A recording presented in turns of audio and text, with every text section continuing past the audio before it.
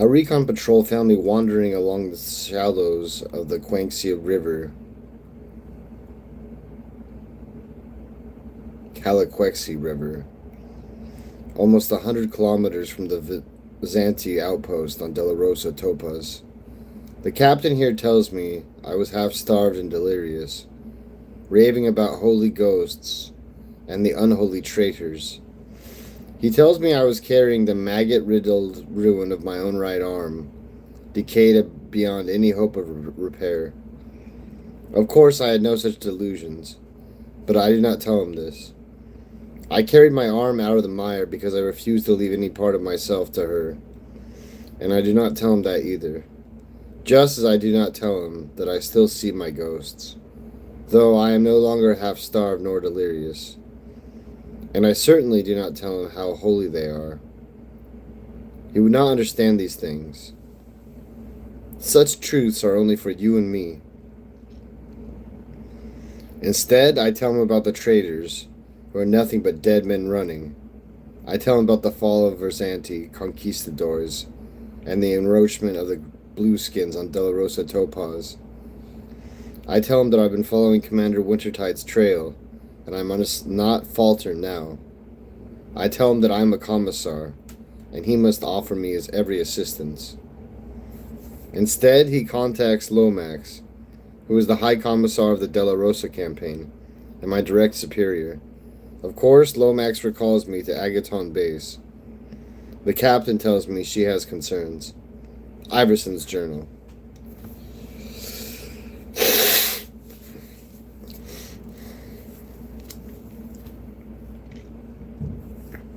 Abel, whispered the hollow voice.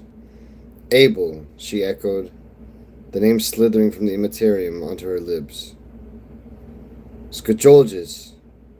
It was the White Crow, urgent and angry, calling her back from the Whisper Sea. He was the only one amongst the blind folk who knew her true name. Skajolges. Snap out of it, woman. Snap out of it, woman! Abel seeks the counterweight, she finished. Her eyes opened, and she saw the White Crow leaning over her, frowning ferociously. Over his shoulder, she could see the Weradur, watching her with a special sharpness that always turned her blood to ice. The Mercy was still slung across his back, but his right hand was on his haft, poised to wrench the axe free in a heartbreak. In my time, am I poisoned? Dispassionately, she turned her gaze inward and explored the secret hunting grounds of her soul, sifting through the seething rift valleys of frustration and turning over spiny stones of despair, questioning for the spore of corruption. She had sensed no poison in the speaker called Abel, but the serpents could be so very sly.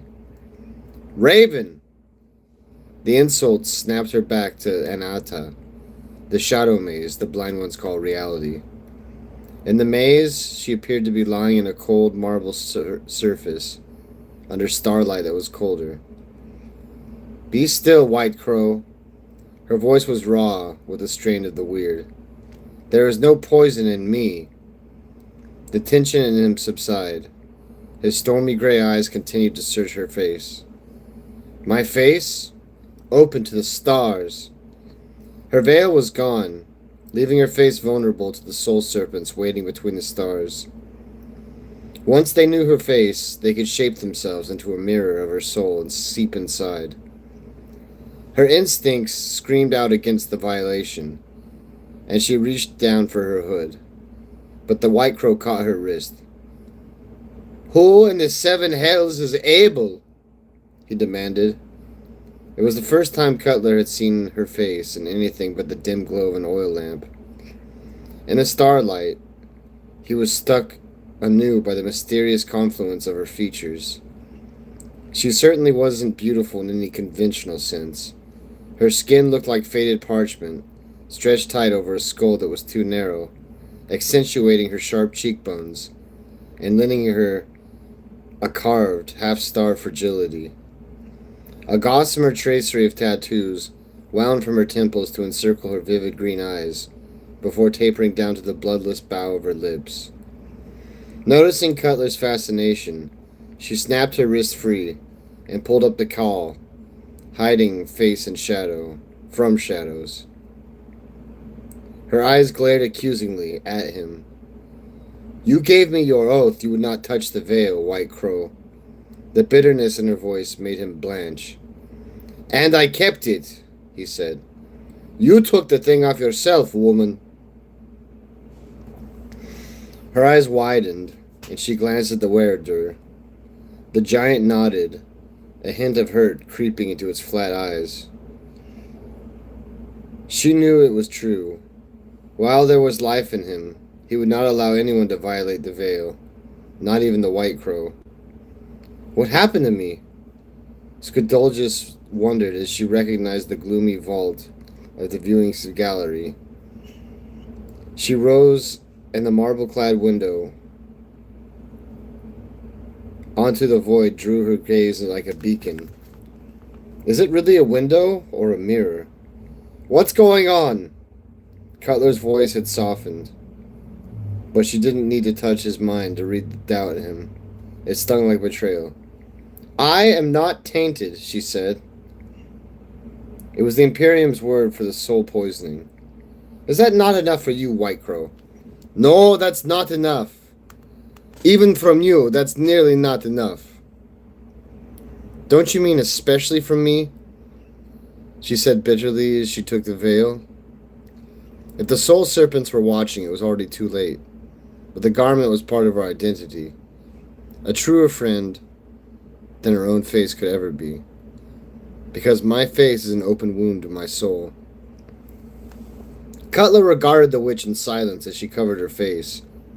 The weird had come over her in the hangar bay just after the second dropship had flown. She'd been chatting with Elias Waite when Skedolgis had started moaning. Feeling a sudden change in the air, he glanced around and seen her walking away with her watchdog at her heels. That set Elias off. But Cutler hadn't let him make a fuss. He still felt guilty about the hurt on the old man's face when he'd ordered him to shut up and ship out. "I'll make it up to you, old friend," Cutler swore. "We'll talk soon, and I'll tell you whatever it is you need to know."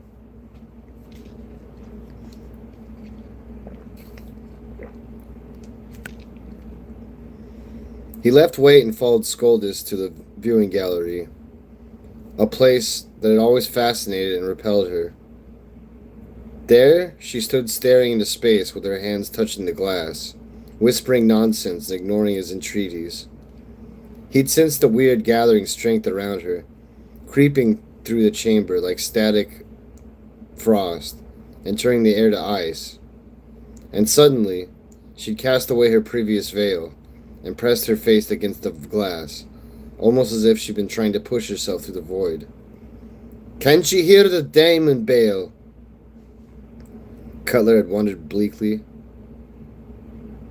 His hand had drifted to his saber, compelled by a gut-deep dread of psychic corruption. The wearer had mirrored the action, preparing to fulfill his most sacred duty. Had she fallen? Would she turn and leer at them and grin? Would she look like the thing Norris had become on Dorm 31? Or would she be like the broken ghouls they'd slaughtered back home in that doomed town? Would she be worse? But then the weird had receded, and Scoldis had fallen to the floor like a meat puppet whose strings had been cut. Drawing closer, Cutler had heard those enigmatic words about Abel and a counterweight.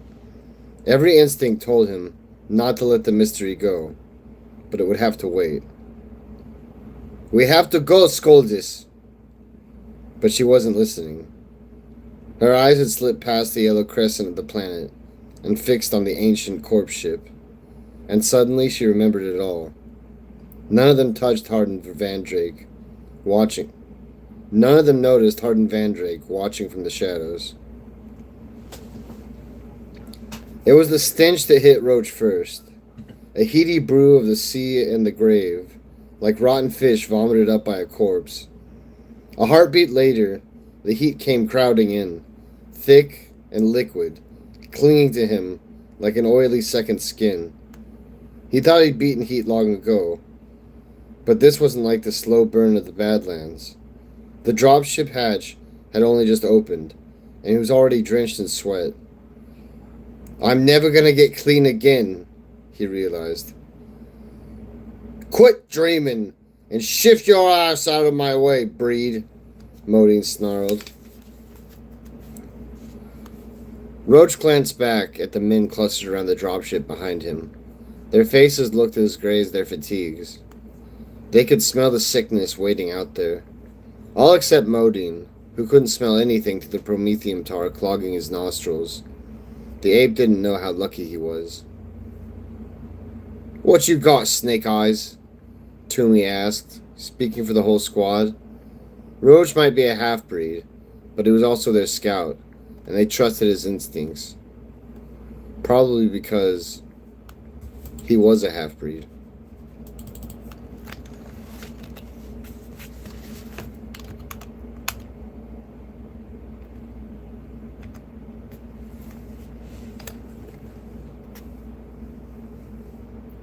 They want something dark and wise from me. A touch of the northern weird to ground their fears. And so, I'm Snake Eyes now, the squad's totem against the unknown. But later, when they're all sat around the fire together, I'll just be the breed again. At least Modine always says it is like it is. Well, to the hells with him. Without a word, Roach turned back to the hatch. The exit ramp had lowered and stuck midway, but it was only a couple of meters to the ground. He swung himself over the lip and jumped. He landed with cat-like grace on the deck below, but almost slipped in the slime, coating the corroded plates. In this heat, maybe even metal has to sweat, he thought with disgust. He heard Modine swearing above him and smiled coldly. Getting off was going to be a bitch for the pyrotrooper with the bulky flamer strapped to his back. Still, Roach was the squad's eyes, and he didn't want any of them breaking their necks on his watch, not even Modine, so he called back a warning as he scanned the terrain. True to the colonel's words, the dropship had touched down on the deck of a ship, but Cutler's damn big boat didn't come close to reality. Roach had served on his share of steamboats back home, but this monster was like nothing of those brave old vessels. It defied belief that anything so vast could even float. He guessed the landing strip alone was some 1,000 meters long, and maybe 500 across. The space sliced into a grid of landing pads and fueling stations, all connected by a web of pipes and cables. Ugly barnacles of machinery clung to the deck, and a crane sprouted from the starboard side like a gallows for giants. He squinted at its outstretched arm. By the seven hells, there were bodies hanging up there. Not giants, just ordinary men, dozens of them. It was hard to be sure at this distance, but it looked like they'd been skinned. Uneasily, Roach tore his eyes away from the crane and looked on the rest of the ship. Sternwards, the deck erupted to a sprawl of metal blocks and conning towers that loomed over the strip and cast iron fortress.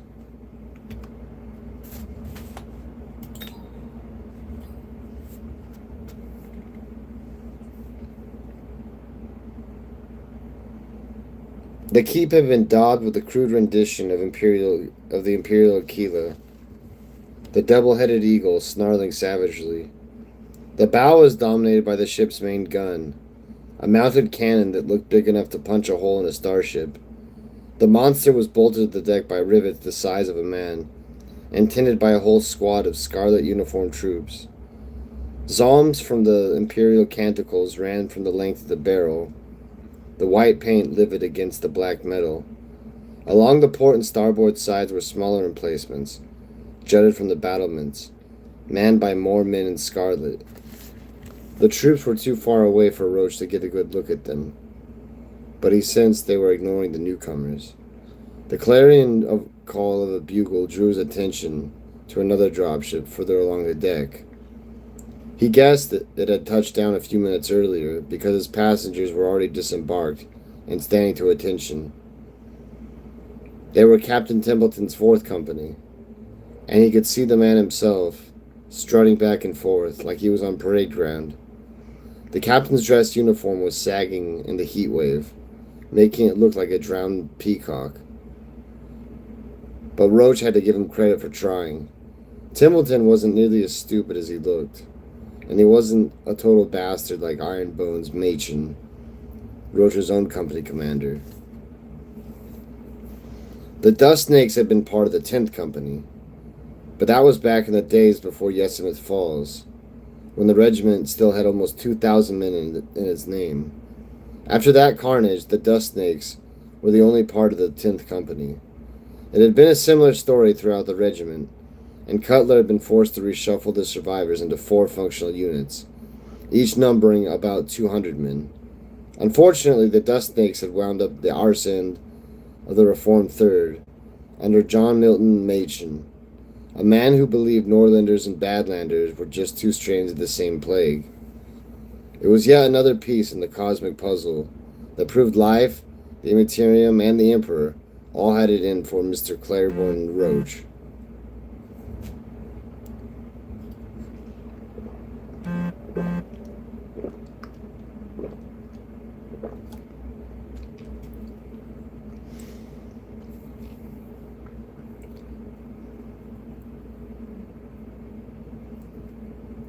Fire from the sky! Modine roared and slammed down beside with a meaty thud. He had all the grace of a dead Grox, but to Roach's surprise, the pyrotrooper didn't stumble. Almost squashed you under my boots like a roach, Roach, Modine said with a sneer that was oddly half-hearted. Make some space down there, you brain-dead sons of bitches, Sergeant Calhoun bellowed from above. As the 2 graybacks obeyed, more hatches clanged open alongside the ship, and the rest of the 3rd Company began to disembark. Sourly, Roach noted their exit ramps hadn't jammed. He saw Captain Machen stomping down the deck at the head of the command squad. In his thundersuit, the man looked like a vast iron crab that had reared up to walk on its hind legs. Under its elegantly molded carapace, the suit was an industrial masterwork of spinning cogs and pistons that clattered and hissed away in perfect harmony, almost drowning out the stirring chords of Providence Endures booming from its brass shoulder speaker. A heavy stubber was fixed to one ironclad paw, the ammo belt coiling into a fluted dispenser on the back, while the other ended in a massive drill inscribed with the testament of the Founding Fathers. The captain's crew-cut head was visible through thick glass porthole of his Baroque helmet. He was wearing his wide-brimmed officer's hat, and there was a fat cigarillo rammed between his jaws, but he wasn't quite crazy enough to light it in there. Roach wasn't impressed by the spectacle. The antique fighting suit was a legacy of old Providence, a cherished heirloom passed down generations of the captain's blue blood family. Sure, there was no denying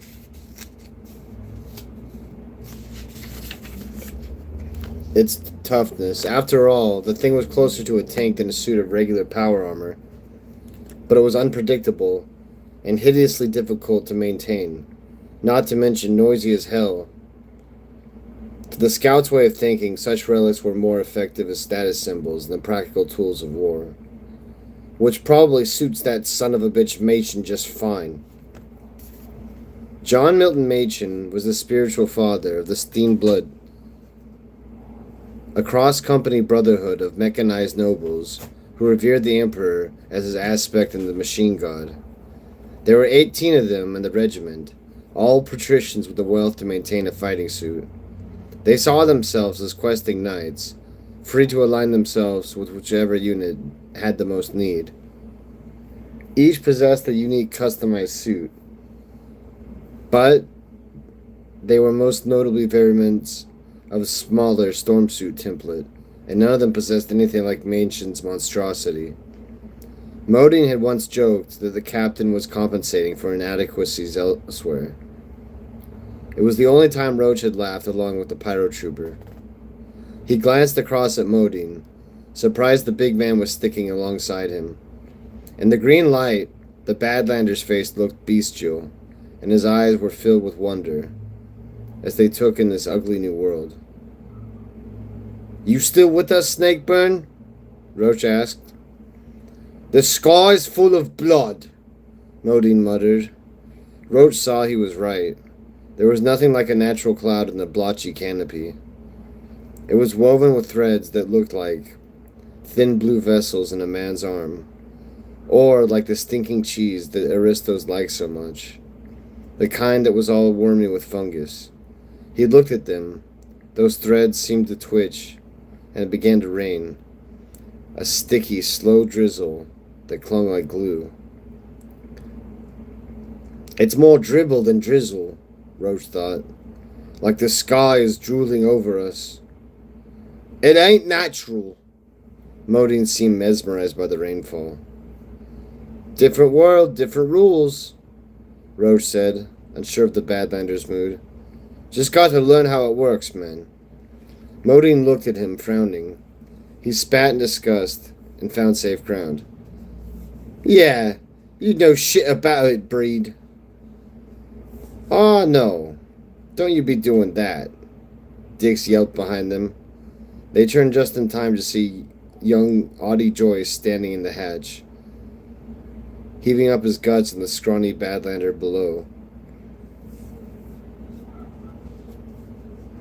"You green cap rookie piece of crap! You total frackwat!" Dix shrieked as he fumbled for his las rifle. Modine stalked past and swung him around. "Easy, Jacob," the pirate trooper said. "Boy didn't mean nothing by it." "The green crap trash gone and puked all over me, Clate," Dix yelled. With the vomit dripping down his long nose, the scraggy face would have been funny if it wasn't burning with hate. "I'm gonna..."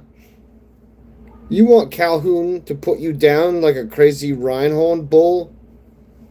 "But he puked on me, Cleet," Dix whined, shouting petulant now. When all was said and done, Jacob Dix had always been yellow. Roach lost interest in the argument, his attention diverted by the strange party emerging from the battleship's metal fortress. 3 of them were dressed in the distinctive storm coats of commissars, while 2 wore the red robes of the tech priests. They were flanked by a contingent of troops armored in glossy crimson plate and tall conical helmets. He didn't recognize the bulky guns the soldiers were carrying, but each linked to a shoulder-slung power core, and he guessed they'd had more punch than a regular las rifle. Trailing along behind the rest was a whole procession of ecclesiarchy types. He counted 6 zealots, with wild hair and jutting beards. All wore filthy rags and vestments of chainmail that must have been hell in the heat. Several dozen flagellants loped alongside them, their scarred bodies almost naked below their peaked hoods. The whole troop was chanting and wailing something high and mighty from the imperial gospel. To Roche, they looked even crazier than the Puritans back home. "That's one heck of a welcoming party," he thought uneasily. A glint from one of the conning towers caught his eye. There was someone up there. The figure was silhouetted against the sky, and Roach couldn't make out details, but he was sure it was watching them. Any scout worth his salt would recognize the flash of magnocular lenses in an instant. He was reaching for his hunting scope when the company buglers blared the assembly, and Calhoun yelled at him to get into formation. It was only as he was rushed to obey that he realized the watcher had unsettled him so much. Something about its shape had been wrong. Have you prayed for me? The voice fluttered fitfully, little more than a dry rattle. The speaker lowered the binoculars as the sharp-eyed new blood on the deck below hurried back into squad. There were so many of them this time. Surely some would serve. I always pray for you, my lord. The confessor's rich baritone was a stark contrast to the watcher's brittle rasp. But then everything about Yosef Gurdev was a world away from the blighted creature he revered. Despite his shabby robes, the priest looked like a heroic statue given life, a sculpture of coiled steel turned into muscle through the alchemy of faith. His black hair fell below his waist and obscured his face beyond a filthy curtain. Yet for all his wildness, his features had the arrogant cast of a noble. Taller than most men,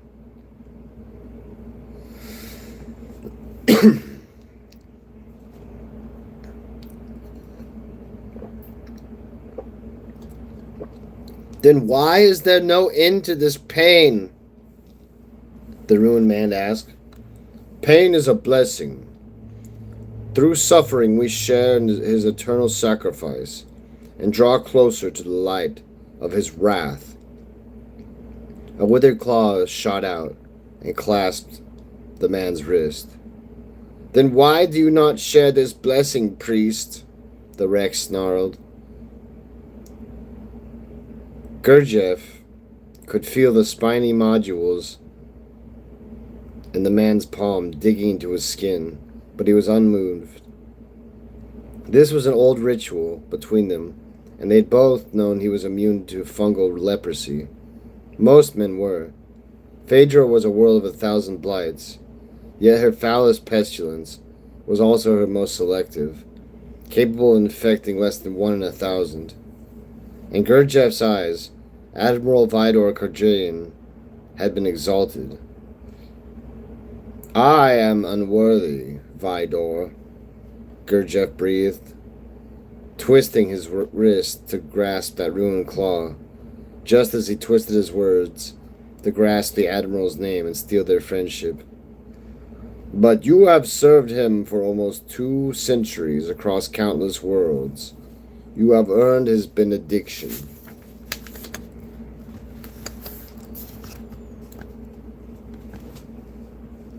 What of the Biari and the Javarkai and the other peasants who were blessed with this filth?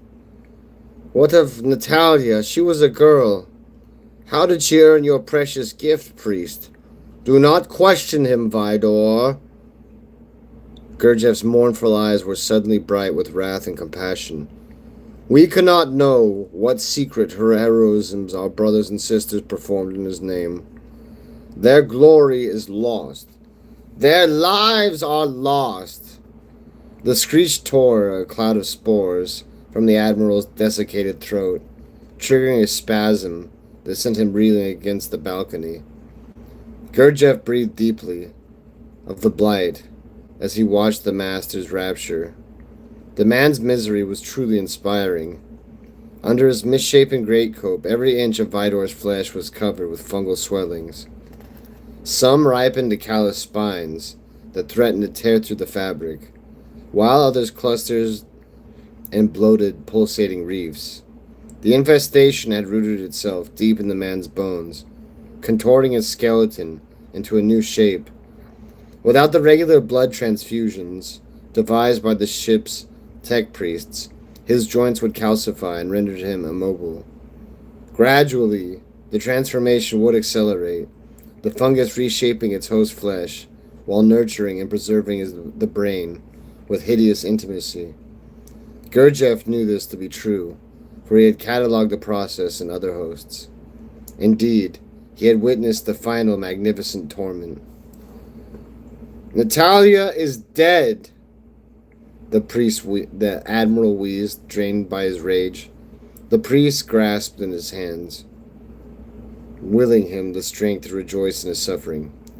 She died a saint in the Emperor's eyes, Gurdjieff insisted, glossing over the lie. He had not granted Vidor's daughter the Emperor's mercy, as he had promised, but he had not allowed her the He had not allowed her the transfusions either. Despite the screams and curses, he had forced the girl to face her destiny, even consecrating a chapel to her in the bows of the ship. They had been secret lovers once, and he felt an obligation to enlighten her. Over the years, she was bloated and blossomed to fill the chamber like a sacred cancer, until she was the chapel. Whenever Gurdjieff felt his doubt rising, whispering that his faith might have taken a dark twist, he would descend to Natalia's sanctum and steady himself with the purity of her torment. Her eyes were still so beautiful. Then perhaps I should die too, the Admiral taunted. Perhaps I should make a clean end of it. I could do it now, but they both knew it was a lie. The Admiral had lived too long to embrace death, no matter how hideous life had become. There was a rumble overhead, and they looked up as a third dropship swooped over the tower and descended towards the landing strip. What if none of them have the right blood, Yosef? Only those who were susceptible to the blight were viable for the transfusions, and the Admiral's supply was running perilously low. It will be as the Emperor wills it, Vidor. But now, I must join my brethren for the consecration of the new bloods. Indeed, priest.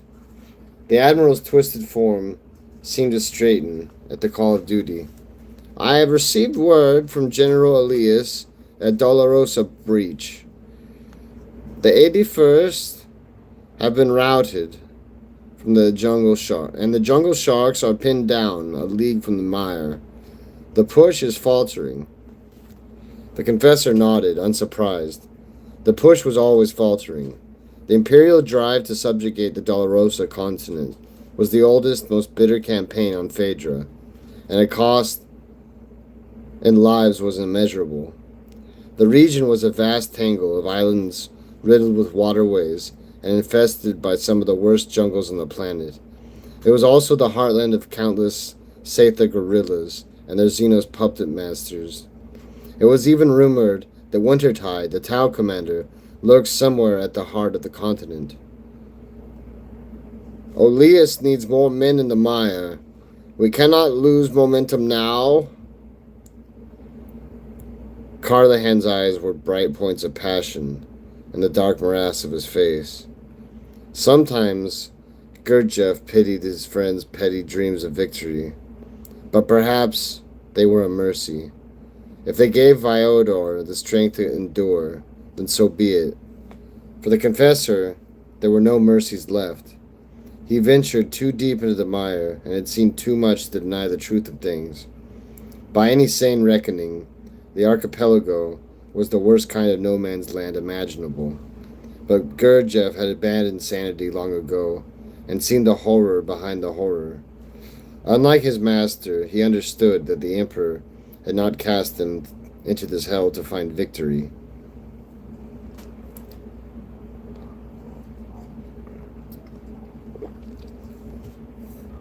The Lithaean mariners had come to Phaedra, fresh from the glorious purge of Selipsia, where Fyodor Kalagin had prosecuted a masterful campaign against the Oi Brotherhood Armada.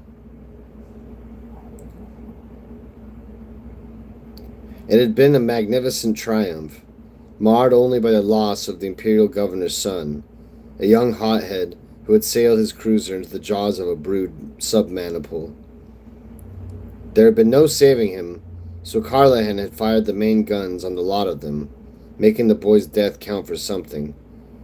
Unfortunately, the governor hadn't seen it that way, and their next posting had been this dead-end war. Despite the insult, Carlahan had been confident of breaking the De La Rosa stalemate and winning absolution. Back then, he was still an unbreakable commander of men who had never known defeat. Back then, Gurdjieff was still a naive young soldier with no thoughts of entering the priesthood. Back then was more than a decade ago. I want these Arkan dandies on the transport boats within the hour, priest, Carlahan said. They have the look of toy soldiers, but perhaps there is fire in their hearts? As you say, my lord. Gurdjieff bowed and turned away. But save me the true bloods, Carlahan whispered, watching the troops on the deck with bleak, hungry eyes. The dropship shuddered as it dipped into the vicious soup of Phaedra's atmosphere. Strapped to the flight couches along with the cramped tunnel of the cabin, the Arkan avoided each other's eyes. Most of them were burning eagles, the elite first company of the regiment. Unlike the regular Confederates, they wore navy blue jumpsuits, padded with dark leather. The standard flat-topped foraging caps were replaced with fluted bronze helmets. Their visors sculpted the visage of a ferocious raptor. The imagery was more than a conceit. The eagles were paratroopers, trained to fight as they repelled or dive from the sky. But they weren't riding an Arkan steam dirigible, and their disquiet hung in the air like a psychic smog. Captain Vindrake wondered if the witch would taste it more keenly than the rest of them. He was watching her out of the corner of his eye.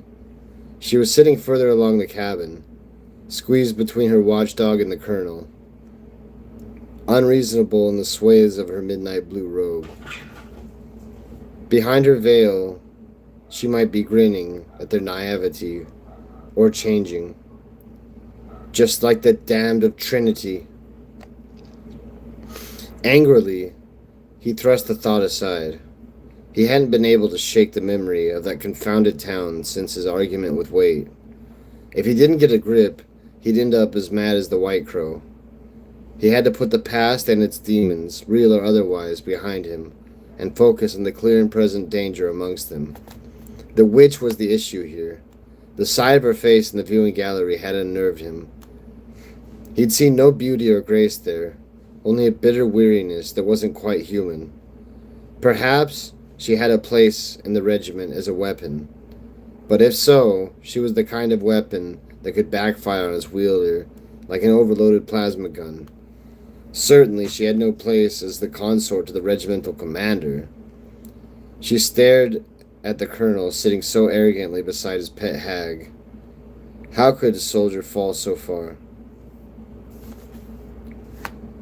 "We're all behind you, Hardin," Lieutenant Quaint whispered in his ear. "Just say the word, and we'll back you to the blasted hilt." "Back me how, exactly?" Vindrake asked, turning to the man sitting beside him. Quint's earnest expression sagged with hurt. Silverstorm's second officer had been considered quite dashing, but he'd let himself run to fat. "Come now, Hardin," Quint wheedled. "We've all seen your scheming away with old Waite."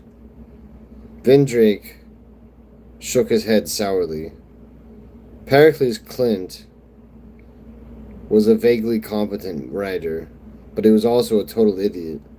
Like most of Silverstorm, he was a patrician, but his lineage was on different order of magnitude.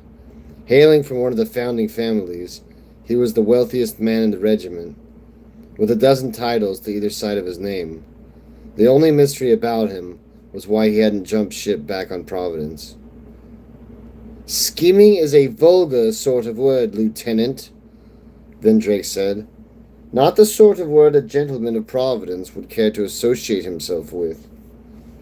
Quint began to bluster, but Vindrake had already turned back to Cutler. He knew that Silverstorm would back him if he moved against the colonel, but the key players would be the company commanders. If they stood with him, the whole regiment would fall into step. The Norland hater Mansion was already champing at the bit about the witch, so he'd play along for sure. But Templeton was a strange bird, and Waite was fiercely loyal to his old friend. Unexpectedly, Cutler looked up and met Vindrake's gaze, his expression stony. The captain's mouth went dry. Had the witch sensed him, sprying in the viewing gallery? Had she plucked the treason from his mind and informed on him? How could he defend against something so insidious? Suddenly, the colonel's attention snapped to the Vox operator. The elderly grayback sat opposite Cutler, too far away from Vendrake to hear over the rumble of the engines. But he saw the man fiddling with his Vox set, growing frantic as Cutler harangued him. Others in the cabin began to notice the commotion. What in the seven hells is going on? Vendrake wondered. Then Cutler howled. It was a sustained bellow of rage that made Vendrake's hackles rise. No sane man would make a sound like that. The colonel's face twisted with wrath, and his muscles bulged against his harness. Fighting the straps, he could have simply unbuckled.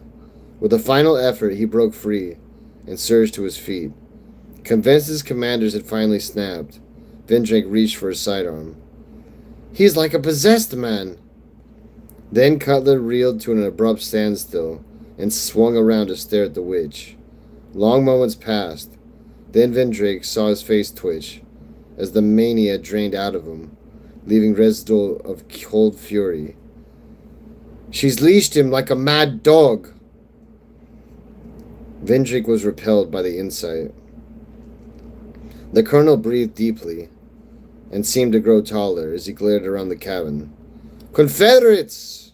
I've just received word from the ground. Cutler paused, playing his old trick, addressing them all, yet seeming to speak for every man individually. Major Waite is dead, and we have all been played for fools. With that, the colonel drew his pistol and stalked towards the cockpit. The boat crested on an angry wave, tilting almost vertically as it crashed back down to the churning ocean. Sour spray cascaded over the gunwales and splashed the men huddled around its metal benches within. The water looked like curdled milk, yellow and blotchy with a gluttonous algal scum that reeked of sewage. The stench had been bad enough on the battleship, but down in the seething cesspit sea, it was almost unbearable. Another wave wrenched the boat, and Toomey lolled senselessly against Roach's shoulder. The man's head looked like one enormous bruise above his vomit-encrusted beard. Absently, the scout pushed the unconscious sniper aside and continued carving his bone flute, seemingly oblivious to the angry sea. Sat across from him, Dix gagged and threw up again, not even bothering to target the green cap this time. Wedged between him, gripping the safety rails so hard it hurt, Oddie Joyce felt his own guts heaving in sympathy. But he was all out of puke. Most of the men in the boat were. Over the last hour, almost everyone had added it to the rancid soup swimming around the bottom of this boat, even Sergeant Calhoun. It had scared the hells out of young Joyce seeing Uncle Sergeant Calhoun retching like that. But he'd always thought the old man was a rock, unmovable and vulnerable. He'd been the first to pay his dues to the sea. Only the half-breed had managed to hold it all in. But Joyce figured that must be down to his northern blood. The savages were tainted, so maybe they'd like keeping puke inside them. That made sense, didn't it? He clung on to the thought because nothing else made sense anymore. Major Waite was dead. Joyce had seen it happen, but he still didn't believe it. The Confederates had lined up for inspection when the Major's dropship had touched down on the second company.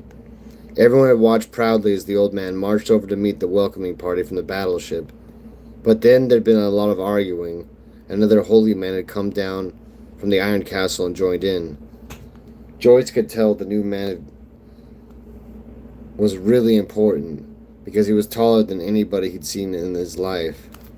At first, the boy had wondered if the man might even be a space marine, but he wasn't wearing the sacred armor he'd seen in all the paintings, so Joyce decided he was probably a saint instead. Later, he heard the sailors call the confessor Gertie Jeff, which sounded like a pretty holy name to him. As a child, Joyce had seen Deacon Jericho give a sermon and thought the holiest man alive. But Confessor Gurdjieff made Providence's senior witch look like a common street preacher. Despite the stink of this heathen world, Joyce felt his heart soar at the thought of fighting alongside a hero like that. But for some reason, Major Waite had been arguing with the saint, shaking his head and waving angrily, like he'd been told to jump into a fire or something. Joyce hadn't understood him at all. If Confessor Gurdjieff had asked him to jump into a fire, he'd have leapt without a second thought, content in the knowledge that he was doing the Emperor's good work.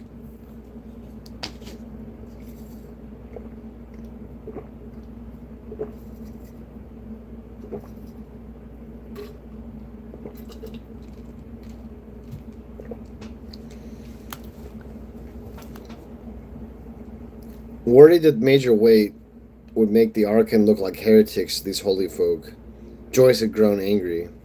The saint must have been angry too, because suddenly he'd quit talking and jabbed a hand over the Major's face, the finger straight and pointed as knives. Some of the others weren't sure what had happened, but Joyce had seen the Major's eyes pop. The old man had fallen to his knees, with blood running from his hands. He squealed like a stuck hog, until the saint brought the holy fist, chomping down on his neck so hard Joyce swore he heard the snap. Sergeant Hickox, who had been with the Major forever, tried to pull a gun there, but the 3 commissars from the battleship had been faster, and he'd gone down in a storm of lasbolts. Then Lieutenant Pettifer had tried to step in, but they just shot him too. They hadn't stopped shooting until all 3 bodies were sizzled and smoking, like boomer fish on a griddle. After that, everybody had gone real quiet, just standing there like the sky was raining frogs, the way Deacon Jericho always said it would if folks didn't do right by the Emperor. Then some of the others had gone for their guns, but Captain Machen had shouted them down, and across the deck, Captain Templeton had done the same. That was when Joyce had noticed how the gun turrets on both sides of the deck had spun right around to cover the Confederates. If it had come to a scrap, those guns would have minced them in no time. Joyce wasn't too sure about what had happened next, but Captain Templeton had gone over to the saint and started gabbing away, all nice and peaceable like. Joyce hadn't caught any words, but he figured they must have straightened things out, because suddenly the priest in chainmail had been everywhere, rushing around, blessing the Archon with some mighty fine words. The cog priests had followed, sticking needles into folk, taking blood and checking it in a machine. Cog priests always made Joyce queasy, with their strange machine bits and messed up metal faces. No 2 were ever the same, but they were all as ugly as sin, even the pair who served the regiment.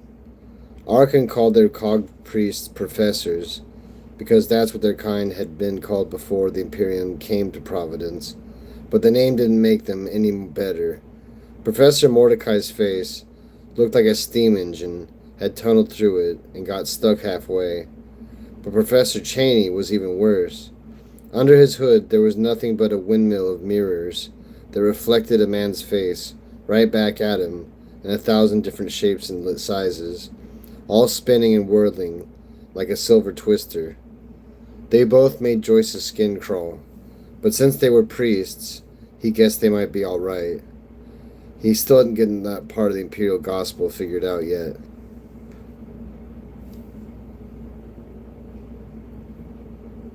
Why do we call them priests? Joyce wondered out loud. The professors, I mean. How come they're priests too? Everyone in the stinking heaving boat looked up at him, like he was snakebite crazy.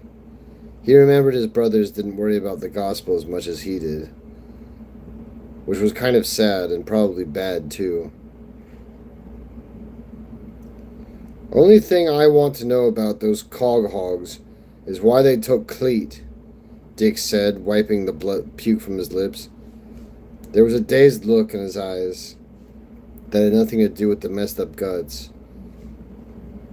Joyce guessed that he must be missing his friend, and knew he'd feel the same way if the cog priest had taken Sergeant Uncle Calhoun instead of Brother Modine. Something bad had shown up in Modine's blood, and the priest said he'd need inoculating against the sickness of the jungle. They promised to give him back, but none of the others really believed it, and Brother Modine had looked real scared. For a while, Joyce had thought he might never put up a fight, but in the end he just chucked down his flamer and told her to find a good home and gone quietly. The cog priest had marched him off, along with a couple of boys from 2nd Company. "Why'd they have to go and pick Cleet?" Dix moaned again. "Maybe those sailor boys were running short of fresh meat," Roach taunted. "Plenty of meat on good old Cleet." "Shut your mouth, Breed," Dix snarled. The snarl turned to another gut-heaving retch as the boat buckled violently. Toomey lolled against the Roach again, and blood oozed from his broken mouth as he groaned wetly. "I'm just saying, if you wanted more meat for your lander, you could do a whole lot worse than Cletus Modine." "Knock it off, both you maggots," Calhoun snapped, but there was no fire in it.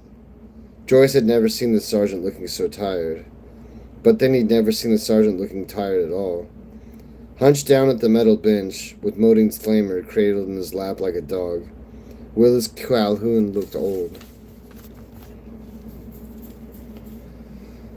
Although he was only a green cap, and this was his first time in the fire, Joyce was pretty sure wars didn't usually go like this.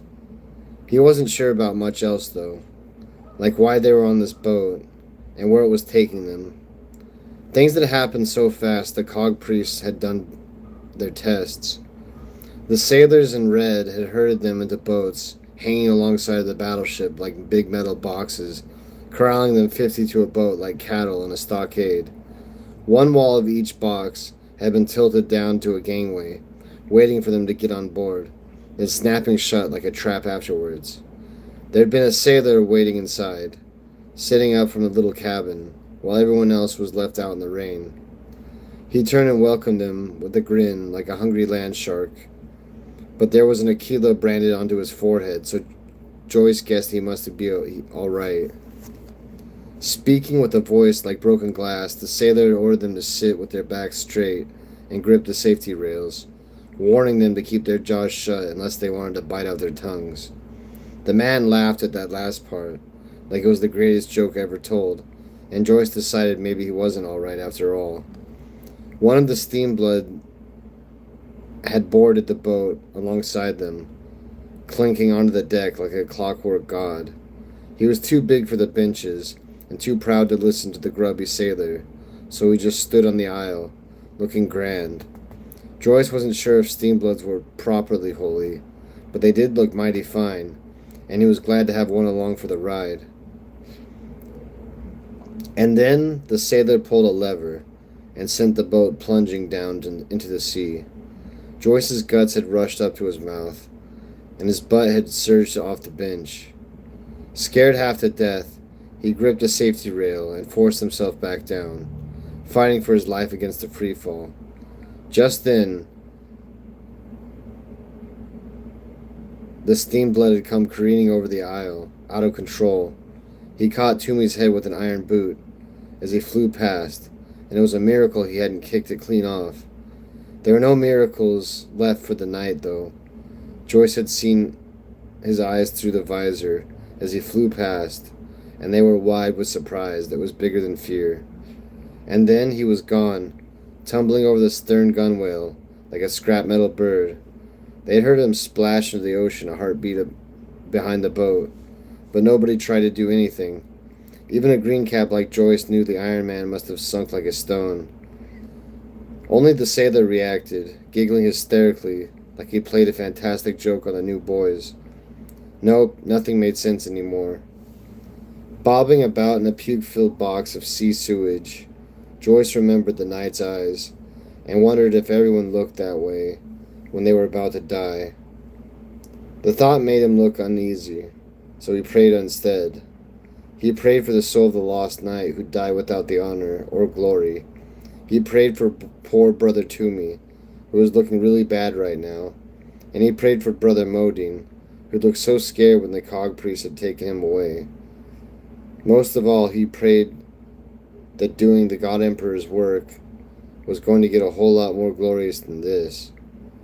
And somewhere along the way, it seemed to him that the God Emperor answered.